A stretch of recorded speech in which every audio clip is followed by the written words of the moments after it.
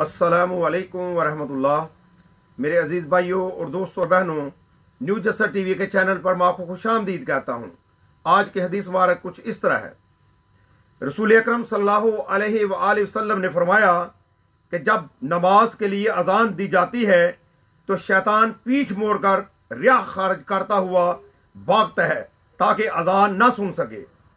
जब मुअज्जिन चुप हो जाता है तो मरदूद फिर आ जाता है, और जब जमात खड़ी होने लगती है और तकबीर कही जाती है तो फिर भाग जाता है।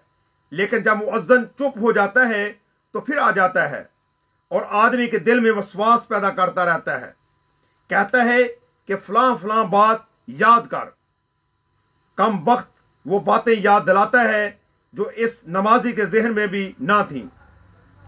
इस तरह नमाजी को यह भी याद नहीं रहता कि इसने कितनी रकतें पढ़ी हैं। अबू सलमा बिन अब्दुर्रहमान ने कहा कि जब कोई ये भूल जाए कि कितनी रकतें पढ़ी हैं तो बैठे बैठे साहब के 2 सजदे कर ले। अबू सलमा ने ये अबू हुरैरा रज़ियल्लाहु ताला से सुना था। मेरे भाइयों और दोस्तों और बहनों, शैतान इंसान का खुला दुश्मन है।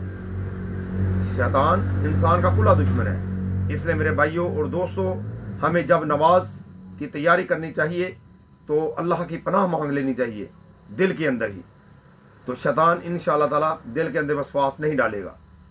और नमाज के लिए हमें मस्जिद में जल्दी जाना चाहिए। अपने कामों को छोड़कर फौरी तौर पर नहीं जाना चाहिए कि जब नमाज का बहुत थोड़ा सा टाइम रह जाए तो अपने कामों को छोड़ के भागें, बल्कि अजान होते ही, बल्कि अजान से 1-2 मिनट पहले ही मस्जिद में चला जाना चाहिए और आराम सुकून के साथ वजू करके तहम्मुल के साथ नमाज पढ़नी चाहिए। इस तरह शैतान के हमले से महफूज रहेंगे। अल्लाह से दुआ है कि अल्लाह ताला हमें शैतान मरदूद के हमले से महफूज रखे। आमीन सुम्मा आमीन। अस्सलामु अलैकुम वरहमतुल्लाह।